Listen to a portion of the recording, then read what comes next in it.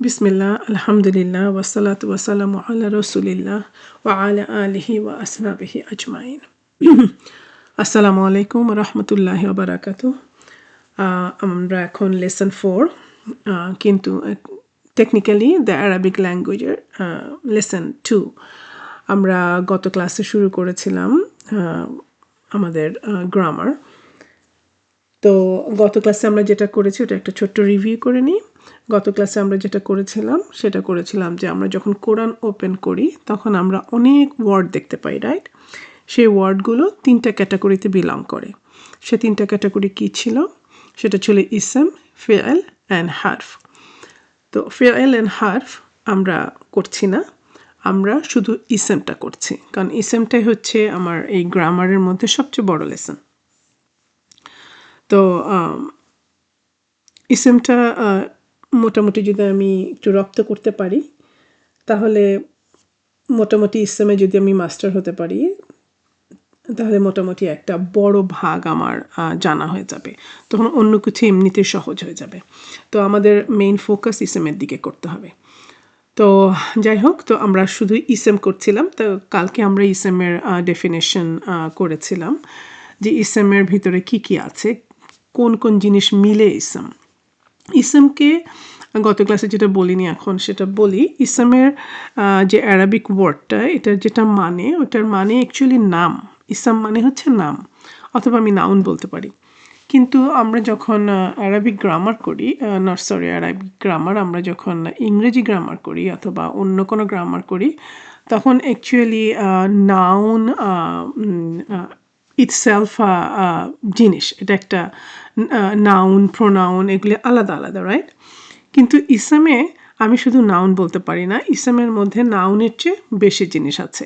কারণ ইংরেজি গ্রামারে যখন আমরা শিখি তখন নাউন, প্রোনাউন, অ্যাডজেক্টিভ, ভার্ব এগুলি প্রত্যেকটা আলাদা আলাদা, কিন্তু অ্যারাবিকে এগুলি সবগুলো মিলে ইসম।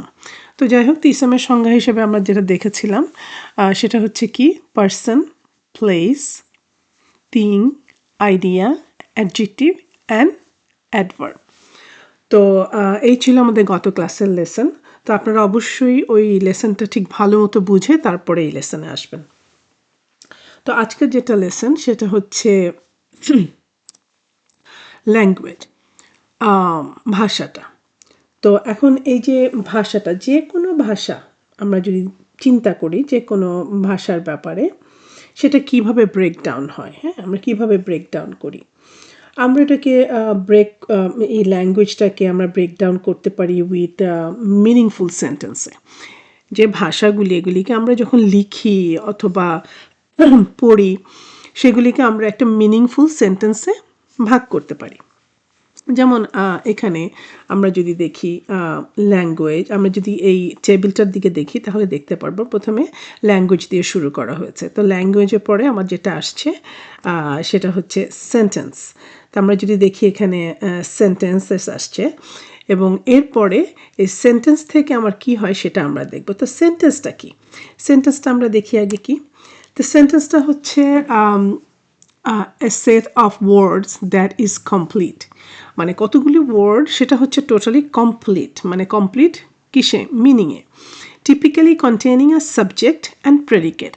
ওই সেন্টেন্সে আমার সাবজেক্টও থাকে, প্রেডিকেটও থাকে, হ্যাঁ, আমার সাবজেক্টও থাকবে এবং ওই সাবজেক্ট সম্বন্ধে কী বলা হচ্ছে সেটাও থাকে, মানে কমপ্লিট একটা মিনিংফুল সেন্টেন্স। যেমন এখানে নিচে আমরা এক্সাম্পল দিয়েছি, this is a beautiful house. এটা একটা কমপ্লিট সেন্টেন্স, যে এটা একটা সুন্দর বাসা। সো এইটা হচ্ছে আমার মানে সেন্টেন্সের কনসেপ্ট। এরপরে আমরা যেটা দেখেছিলাম, আমরা একটু ব্যাকে যাই। সেন্টেন্সের পরে আমরা করেছি ফ্র্যাগমেন্ট। সেন্টেন্স থেকে আমরা ফ্র্যাগমেন্ট করতে পারি। তো ফ্র্যাগমেন্টটা কী জিনিস সেটা আমরা দেখি। ফ্র্যাগমেন্টটা হচ্ছে, এটা আসলে it is not a complete sentence. সেন্টেন্সটা অ্যাকচুয়ালি এটা কমপ্লিট সেন্টেন্স না। এটা মোর দেন আ ওয়ার্ড হতে পারে, আবার লেস দেন আ সেন্টেন্স হতে পারে।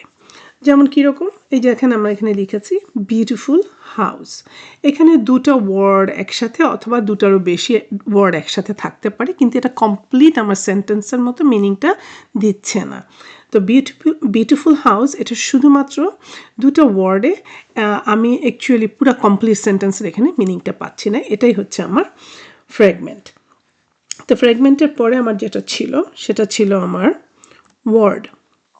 ওয়ার্ড সম্বন্ধে আমরা সবাই জানি, আমি গত ক্লাসেও বললাম যে আমরা যখন কোরআনে অনেক ওয়ার্ড দেখি সেগুলি একটা 3টা ক্যাটাগরিতে বিলং করে, রাইট?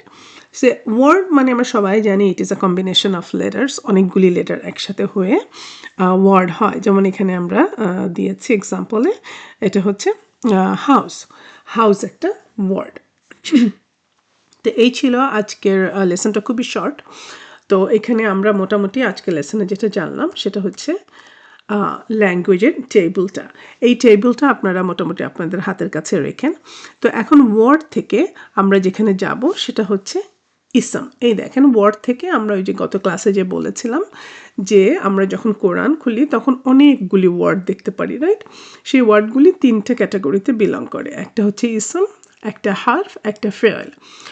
তো এখন আমরা নেক্সট যেটা ভিডিও আসবে বা নেক্সট ক্লাসে আমরা কি করব, আমরা এই শুধুমাত্র ইসেম সম্বন্ধে আমরা জানবো। এর আগে আমরা ইসেমের ডেফিনেশন জেনেছি, আমরা এরপরে আমরা ইসেম সম্বন্ধে আরও কিছু জানবো। তো এখানে টেবিলে অলরেডি আমরা দেখিয়েছি, সেটা আমরা নেক্সট ক্লাসে ইনশাল্লাহ আমরা দেখব। তো ঠিক আছে, আমরা নেক্সট ক্লাসে দেখা হবে। তো এটা আপনারা ভালো মতো ঠিক মতো জেনে মানে শিখে নিন ইনশাআল্লাহ, তাহলে নেক্সট ক্লাসটা ইজি হয়ে যাবে। আসসালামু আলাইকুম রহমতুল্লাহি ওয়া বারাকাতুহু।